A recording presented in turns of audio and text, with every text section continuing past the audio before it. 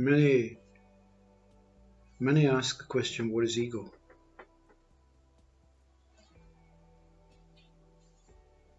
Well, ego is an added-on effect to what you truly are. And this added-on effect creates many effects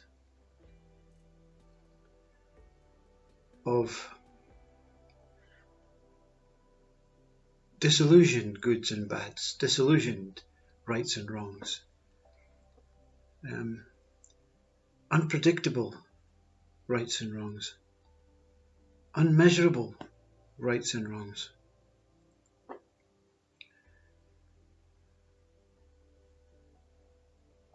Any effect is a temporary effect, you see, because an effect is something other than what projected that effect.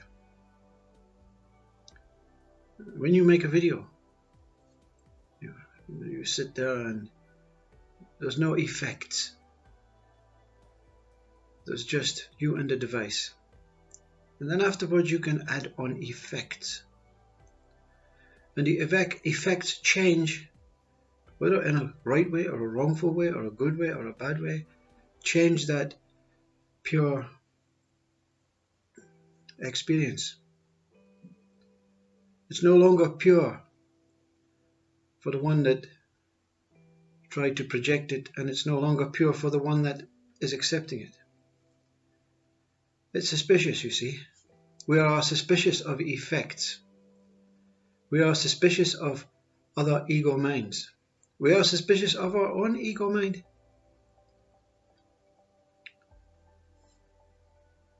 How to explain it, you see? Best way to explain it is to explain it using truth. Imagine you are a mirror. You're not the one looking in the mirror. You're not the one that is being deflected from the mirror or reflected from the mirror. You're the mirror.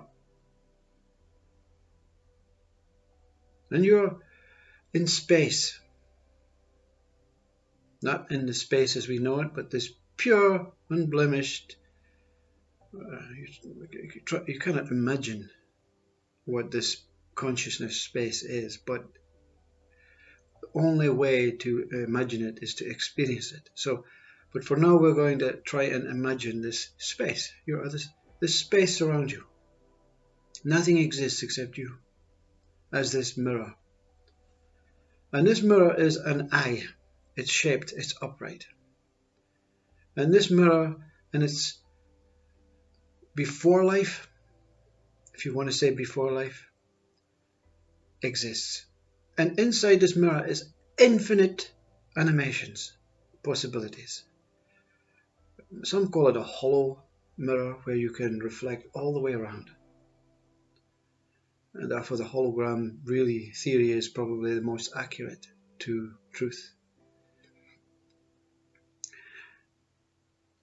But this mirror, you don't know anything except that you have emotions and senses, because consciousness, this space, this light, has merged and connected with you in birth. And the only thing that you know is, I exist. I have emotions. But you don't even use I initially, because you are gasping at what has taken place. You are in awe of what has taken place. But you project these emotions and senses out like that plant that looks for the sun. Yeah. I want to find the things that, wow, look at all these things that consciousness has projected. Consciousness being this screen of nothingness. It's absolutely pure, untarnished, beautiful. You and consciousness experiencing life for the first time in its purest, most genuine, truthful state. And that's what a child experiences. There are no recollection because mind is not born, you see. Mind is born through the emotions and senses making something of it. But let's not go into that. You are this mirror. This is one fool's way of trying to describe what causes suffering through this egoistic state, this identity state that we so hang on to, so are fearful of losing. So you are this mirror. And in this mirror, everything is the same thing. Everything is just pure life, pure love. And suddenly, in the distance, more mirrors pop up. But they're not popping up. It's just that consciousness is expanding. Because consciousness with that original mirror, let's call this original mirror God or Christ or Buddha or whatever. And it's meeting in that moment of awe-inspiring gratitude of thank you for making me experience through this emotional and sensory mirror state that I am. And consciousness is so happy with that. I'll produce some more. But it doesn't do it like with a mind. It just expands because the moment you connect with consciousness, everything expands. The mirror expands and consciousness expands. And consciousness then expands into this limitless space. And within it, many mirrors are revealed like that fog, discovering every single thing when it disappears. Each one emotional, sensory, pure, clear mirror. No opposing states, just gratitude. And in this life taking place, consciousness starts dancing and producing wondrous things like nature, wondrous things like stars and universes, because it celebrates the birth that it has given itself through you, this mirror, billions of mirrors, unlimited, stretching beyond, no beginning, no end. And that's life. That is life in its purest state. This is truth. The moment you realized you are alive before this body, because the mirror you are was here long before consciousness, stretching like a black hole through a non-universal state, waiting for the moment to come. And it came. And you were alive. And through this sensory and emotional seeking and searching and just not really seeking, just being in awe, you connected to some of these mirrors and gave birth. And in this birth of human, we each leave this mirror. We leave the mirror into a reflective state mirror, that consciousness, like any other reflective thing, that makes a real tree and a shadow. And you move into this shadow world. And in this shadow world, you appear as a human. You can appear as anything you like. And in our human world, we have what we call given birth by ourselves, an idea of right and wrong. I love that mirror. I truly love and want to be so close to that mirror. I want to merge with that mirror. And this one becomes your partner. And in this merging, another mirror is born. And on it goes, you see. But why a mirror, you see? Because what happens is,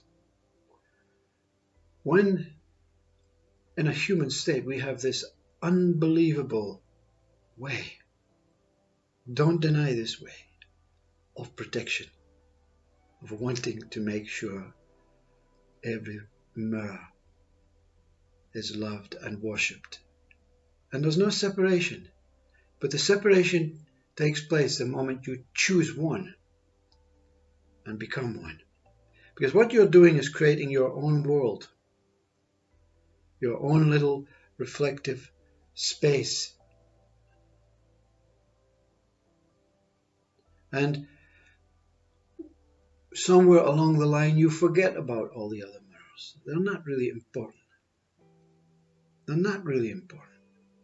And this is genuine way, because you're still in awe of consciousness and what it has produced. It has offered you life in a human body. It has offered you the opportunity to meet and merge with someone really precious and pure and loving, and you are offered the opportunity to have children and go through this human life.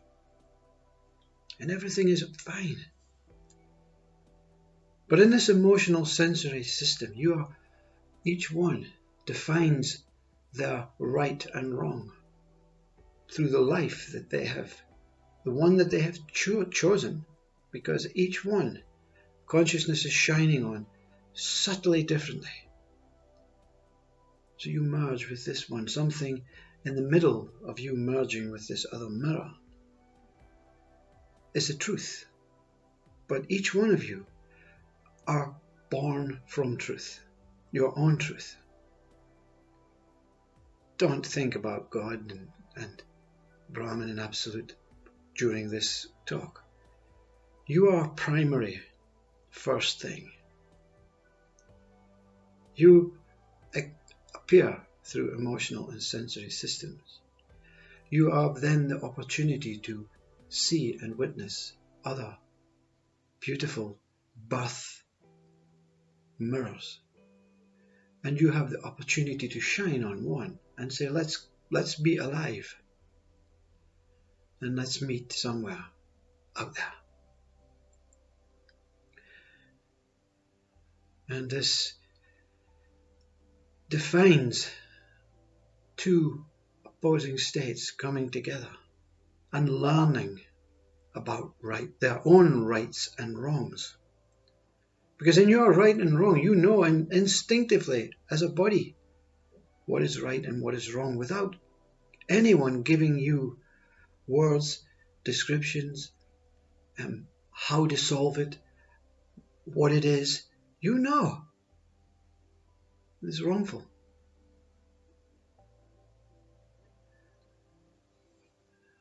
And everything is naturally born from you, opposing states, right and wrong. And in your world, and no one should deny this, in your world you have an absolute pristine clarity, vision of what is right and wrong in your world. And that's perfect. Until ego starts to dominate. Ego starts to feel superior in a kind, compassionate way. I know what is right and wrong. This mirror, I know what is right and wrong. And my partner, my mirror, also knows what is right and wrong. And we may differ slightly, but when we merge as one, right and wrong disappear. And what remains is that pure state. We call this awakening in our life. No one can experience awakening while they still connect with right and wrong from another source, from an external world source. Because this is when ego begins suffering. Because the reason behind mirror is you are a mirror. This is a solid form, shape of what you truly are. It's hollow, it's circular, and this is the external body, born. And you have an internal body, soul, spirit, whatever you want to call it. But right between the two that is operating both these bodies simultaneously. And you will experience your soul and spirit body based on your life in a different time event. Although it's happening now, when this body goes, soul, spirit will then take life. And your life will replicate the life that you have experienced here. And this life that you experience here will be based on how pure your life is. Your life, not the world, not what you have done, what you have experienced.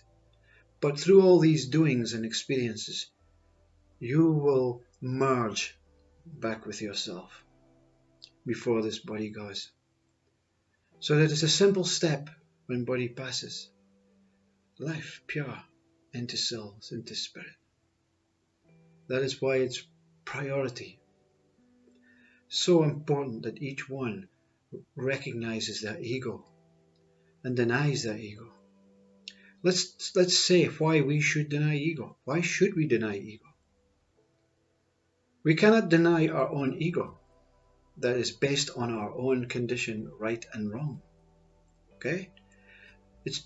For many, it's too late to remove all these conditioned, programmed, inherited ways of accepting others' rights and wrongs and trying to understand others' rights and wrongs and trying to solve and improve others' rights and wrongs. Because in this mirror world, and even in your own little community, your own little family of mirrors, all these mirrors still exist in your workplace and everywhere you go.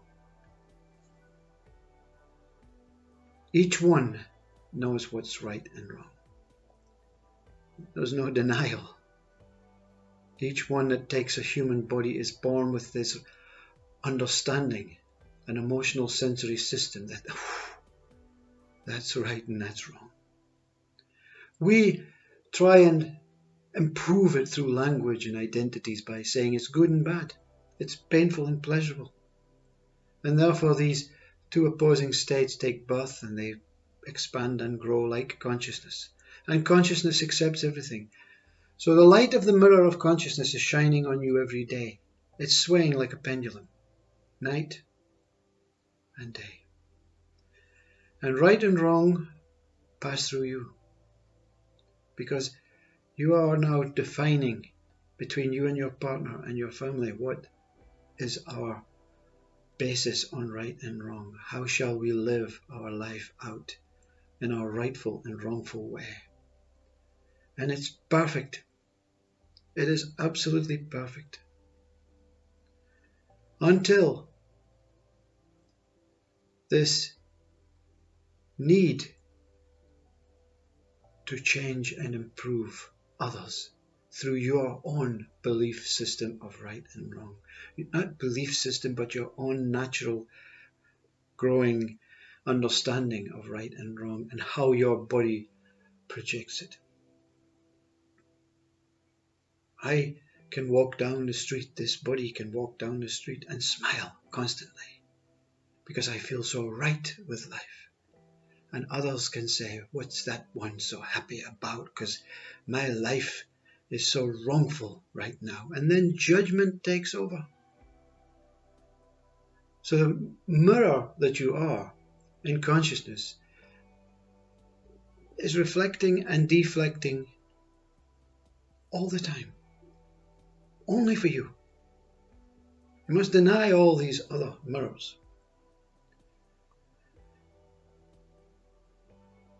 Not forever and ever, but to understand that right and wrong is here for everyone, but only in your own understanding.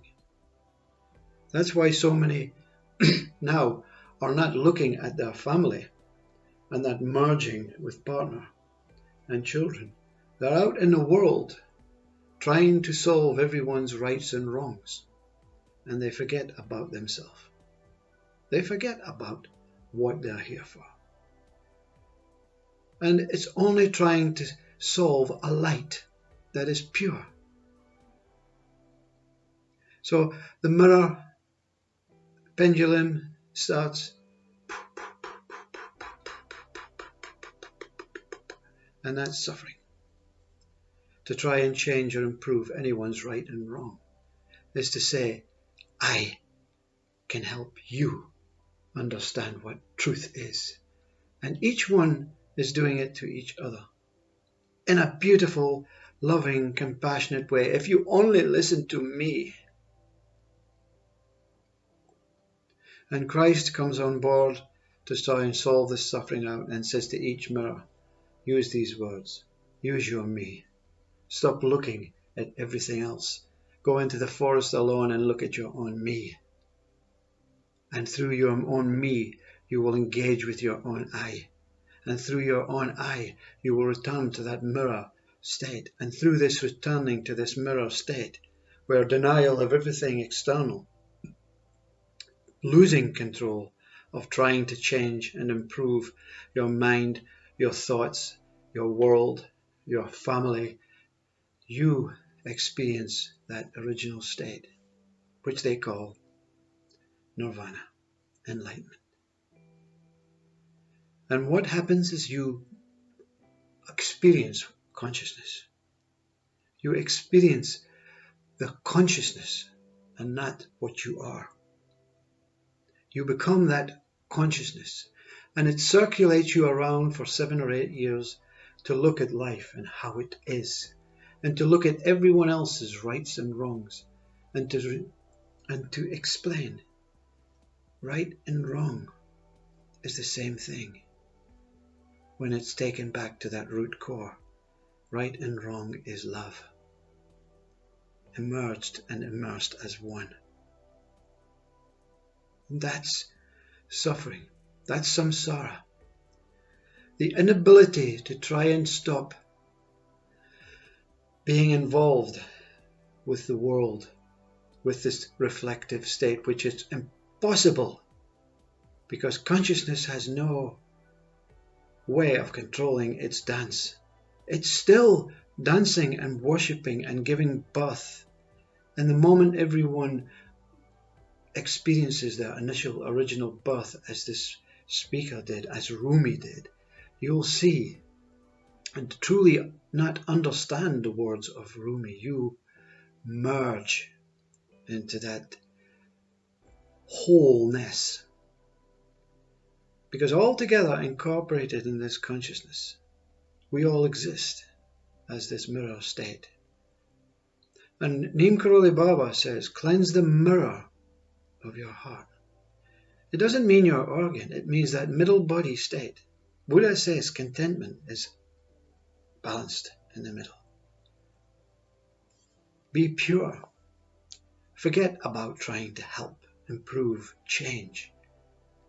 Intuitively, without a controller, without an I, this shadow I, this ego I, trying to help, instinctively help will arise. And you don't have to move from that state. You're always looking in the eyes of your partner, because that partner is a reflection of you, an absolute identical reflection of you with different emotional and sensory system.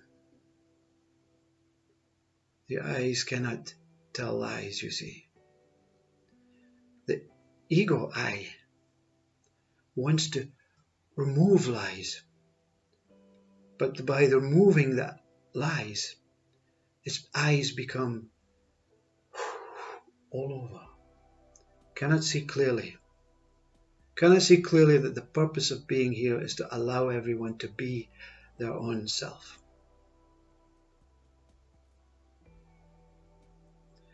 This eye, seen through this enlightenment and becomes back into this mirror and only knows that it can be here. It cannot plan and organize something that consciousness does immaculately.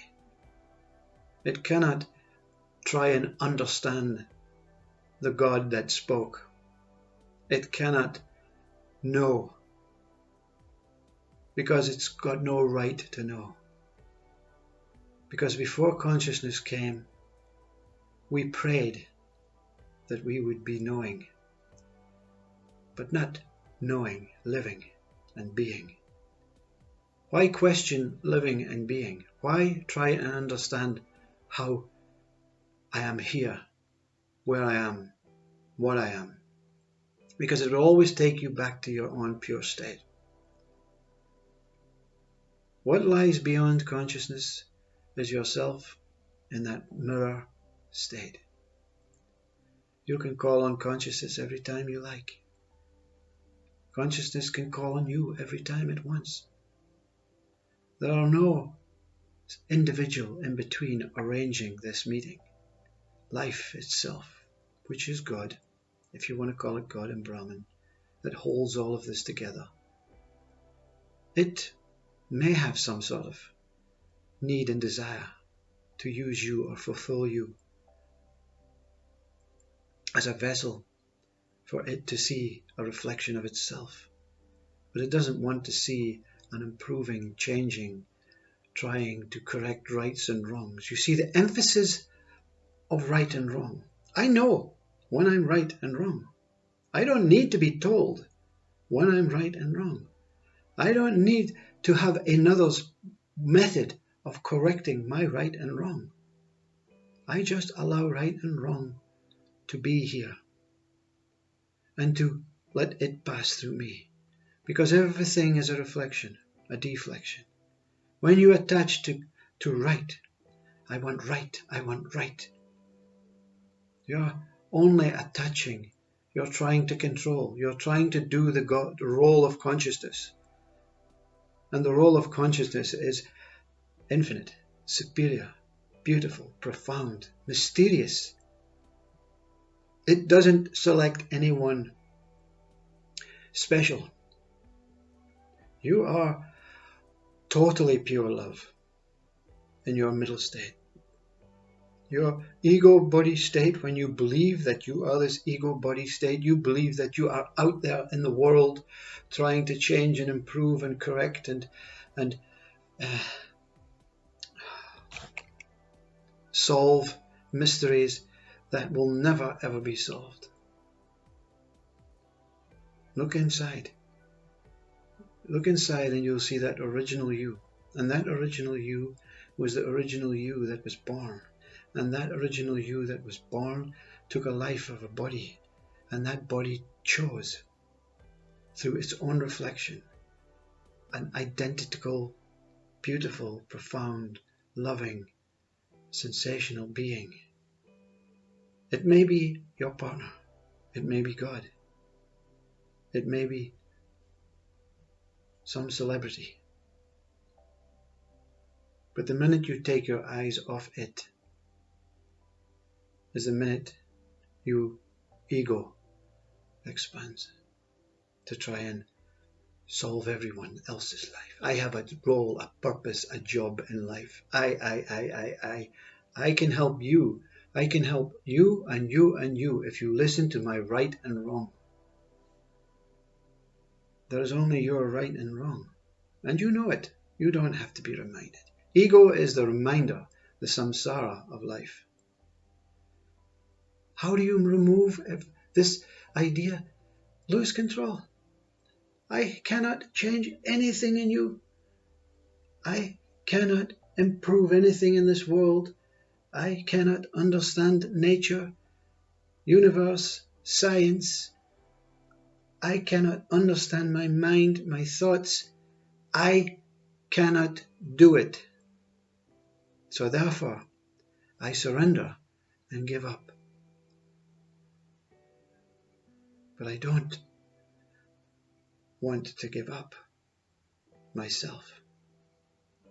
I don't want to give up what I am naturally here as. I don't want to give up what I am beyond here as. I don't want to give up the one that brought me back to life, my partner. I don't want to lose the most simple, basic things in my life. But the rest, it can go to hell. That's an egoistic statement, because hell is heaven. In an enlightened being state, there is no differences between right and wrong. There is no differences between hell and heaven, because there are ideas that something wants to improve what is absolutely, impeccably pure before right and wrong is born. So the opportunity to go back to that mirror state is granted, where before emotions, before rights and wrongs were born. In that moment, consciousness gave light, life to you. In that beginning, there is no rights and wrongs. Rights and wrongs are born from a desire and a need to be here as a human. So you go back to that before human state. It's not anything to do with the physical body. It's not anything to do with the soul and spirit and projected gods and demons.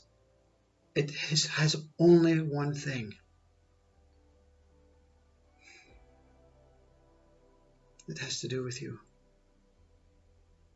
It has to do that with that one that lies within you, before speech, before wakefulness, before ideas. Ideas. You are before I.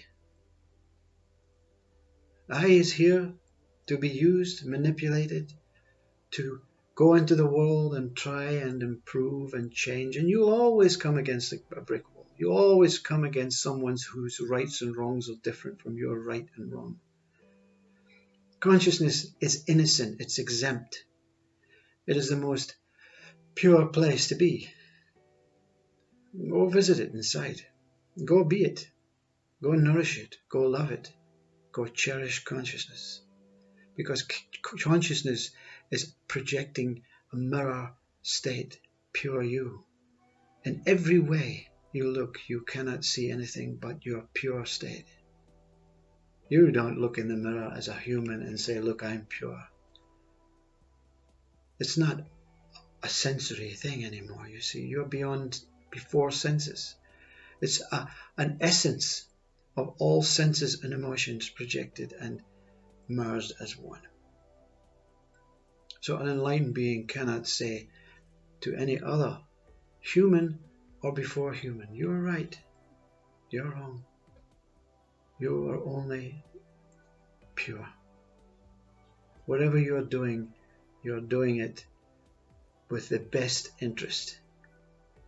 In your wrongful way, in the best interest, in the rightful way, in the best interest. What can be judged? What can be valued? What can be analyzed? What can be improved? What can be corrected? The television screen is a screen of effects. Ego is effects. Ego is all the things that are man-made, because man-made is effects. Nature, no effects to nature. No effects to your body, that middle state body. This one can have effects. This one can have anything it wants in that ego world. Remember, you'll never ever escape from ego as a human. But as a human body and a vessel, you have the ability to go beyond it, using it by ignoring it. No interest. Pay no interest to the world. Pay no interest to your mind. Pay no interest. Let it project and deflect and let it pass through you. And as Christ says, through you, through me, through me. How many have said that? Oh, always Christ. Christ had the words. Christ, that man, he said through him. No, he said through you. By projecting. And through me, he says. Light to you. You're me. Through me. Have you ever said that to yourself? Pointed inside and said, through me. Me. Through I. Through I. In some European countries, they use I as me. Through me, through I, is the way.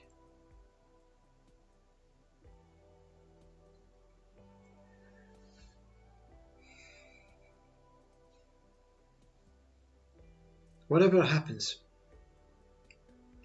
you have the opportunity to lose sight of what is taking place. You have also the opportunity to engulf yourself with what is taking place.